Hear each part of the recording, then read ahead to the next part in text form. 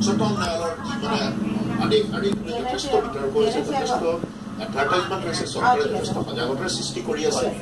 দ্বিতীয়তে মোৰটো আপোনাৰ যি ৰাস্তা আপুনিতো পিন্ধিবই লাগে, গতিকে প্ৰথমে তেওঁৰ হেলমেট নাই পিন্ধা ভিজিবলি হি ইজ ডুইং ভাইলেটিং এ ল নাম্বাৰ 1 নাম্বাৰ 2 যেতিয়া তেওঁ হাত দেখুৱাইছিলে তেওঁ নাৰাখিলে তেওঁ বহুত দূৰত গৈ পেলাই তেওঁ ছেকেণ্ড মিষ্টেকটো কৰিছে।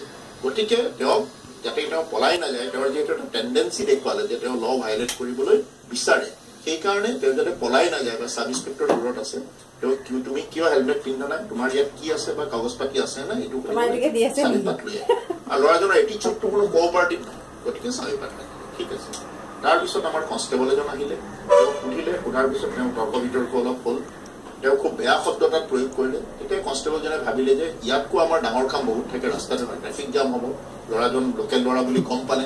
তেওঁ লগতে এইটোও ক'লে যে মোৰ দেউতা আৰক্ষীৰ বিষয়ে, যিয়ে হওক তেওঁৰ এটা পৰিচয় পালে, মোটামুটি চিটুৱেশ্যনটো বেয়া নহওক বুলি তেওঁক যাব লাগিলে। তেওঁক যিহেতু মানে আমাক খুব অসভ্য ভাষাৰে মানে গালি কৰিছে, এবিউজ কৰিছে। সেই সময়ত আমি নাজানো তেওঁ কি কৰিব, তেওঁ এটা ভিডিঅ' এটা উঠাই আছে, কিন্তু তেওঁ যিটো আপলোড কৰিব আমিতো নাজানো, পিছতহে আমি গম পালো যে এইটো কৰি আছে। আৰু that is liable two create A lot of law and order problem.